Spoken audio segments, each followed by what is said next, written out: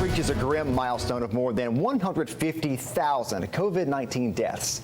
Good evening. I'm Josh Rowe. And I'm Latricia Thomas. In the state of Tennessee, more than 1,000 people have died. And that is the reality, and it's also another reality that things are starting to get back to normal, attempting to get back to normal. Governor Lee announced his plans to allow full contact sports this fall. News Channel 9's Stephanie LaChance shows us how one football team says they are taking personal responsibility for their team's safety. Stephanie. After months of not having a real football practice, the Walker Valley football team hit the field this morning. Now, their head coach tells me that all 90 players will be returning to season this fall and that they're grateful to have Governor Lee's approval. Let's go. It's been a roller coaster. Head coach Drew Akins of Walker Valley High School football team has been waiting for the governor to give them the approval for full contact practice. He says it hasn't been easy. There was no light at the end of the tunnel. And last night they were able to hear some good news from Governor Bill Lee.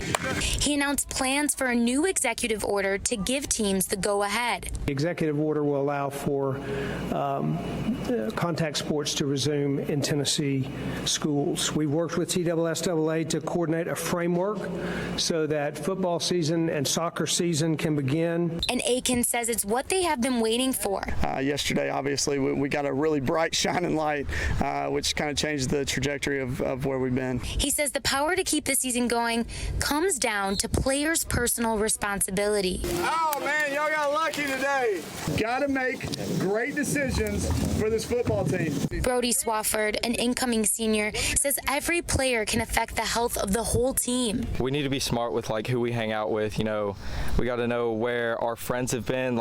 We could be in contact with our friends, but we don't know who they've been in contact with. For some seniors, this is their last chance to play the game they love. Seniors, how close it was being taken away, that understand it now and take advantage of what you just got given. But Aiken says in order to keep the season going, they need to follow the rules. In the end, the major decision that was made yesterday is they're going to let you play. The rules that go beyond the field. All right, here we go. Let's go. You make great decisions to make sure we keep playing. You got me? Yes, sir. Good. I love you. I'm proud of you. I spoke to a parent today who said he's happy to see his son back out on the field doing what he loves. Reporting live in Bradley County, I'm Stephanie LaChance, News Channel 9. Stephanie, thank you. Before Governor Lee's new order in June, the teams were able to practice in groups of 20. In July, that changed to groups of 50. Now the entire team is able to play with no restrictions on contact. And Governor Lee also announced further recommendations to reopen schools. He continues to say in-person learning is the, quote, medically sound preferred option. The CDC recommends that schools should wait to start in person until the transmission rate has declined. But Governor Lee is recommending learning start immediately.